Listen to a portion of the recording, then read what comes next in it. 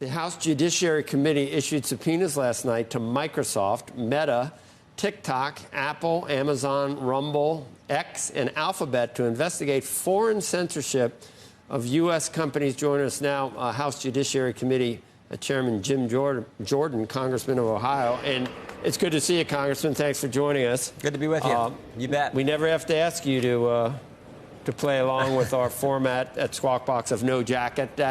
Maybe we got it from you, although we've been on for 30 years. I don't know. I think I probably got it from you. You might have. Good to be with you. I think. I didn't understand this initially. So it's not censorship in the foreign countries. It's foreign governments censoring these companies, or telling them they got to give you Americans censored information. How can they do that?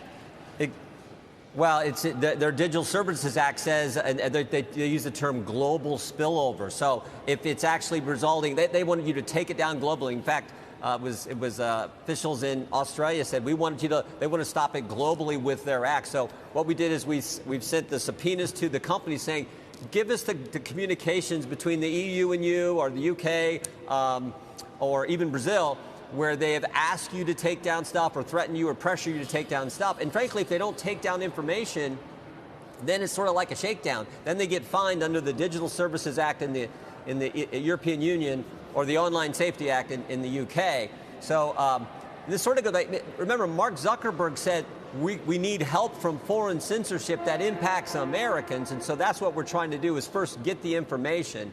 And then we're also going to follow it up with letters to the UK, to the EU, and to Brazil's Supreme Court, which has been the main culprit there, and say, hey, we want you to know that we've asked these companies for this information to see what you've been pressuring them to do. And hopefully we can help stop this. I mean, it's one thing if they want to do it in their country to their citizens. We think that's wrong. But when you're impacting the First Amendment liberties of Americans, that's a problem. And when you pressure companies to do that to Americans, and then if they don't, you're going to fine them, that's a problem as well. So you're really not looking for wrongdoing at the companies. You're trying to figure out what happened with foreign governments. And I'll bet you how they pressured the Biden administration to go along with some of the stuff that they were doing. I bet you that's involved. Yeah. So, Congressman, we dodged the Ministry of Truth. The same game. Right. We dodged the Ministry of Truth. I mean, can you believe we were talking about that a couple of years ago, that individual that was going to run what we were allowed to see with the blessing of the Biden administration? Disinformation Governance Board. Right. We dodged that. No, exactly. So now we're getting it from the foreign governments with the help of the previous administration. You've got it. Yeah, that's exactly what they're trying to do, and that was what was going on. Remember, last Congress, we got a letter from Mark Zuckerberg to the committee where he said, the Biden administration pressured us to censor.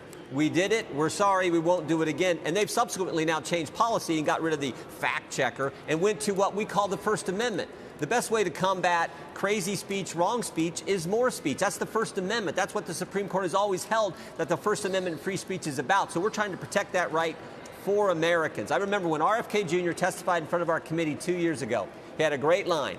He said, when you look at history, it is never the good guys who are for censorship.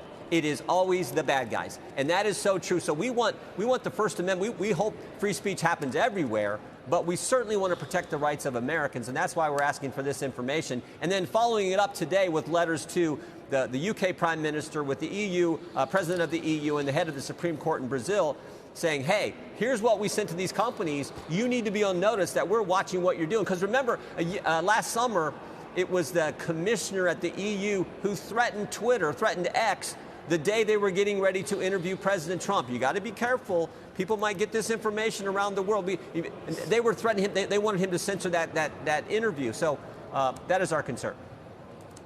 And I would hate to be lulled into a false sense of security that we have the First Amendment in this country. When you remember Vice President Vance's reception in Germany, just to call out some of the things that are happening there, or even in the UK.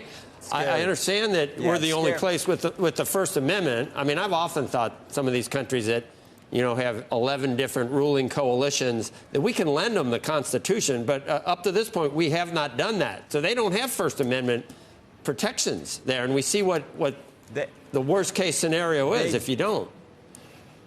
Yeah, they don't have the First Amendment like we do. God, thank the good Lord we have that here in our country.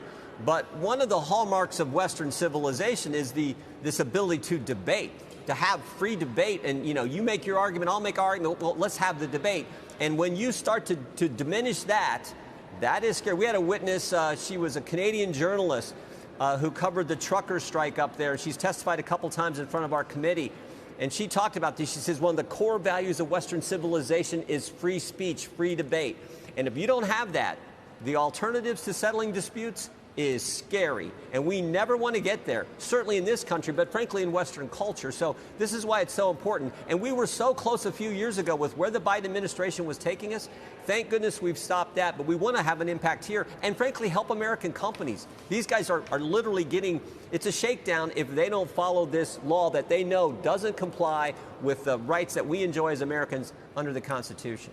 Okay, great. A lot of other things that we could have talked about, but I know that this was something it's recent and important, but hopefully we can have you back and just talk about the general fire hose of what's coming out of what you're doing down there. Yeah. Your head must spin on any given day, doesn't it?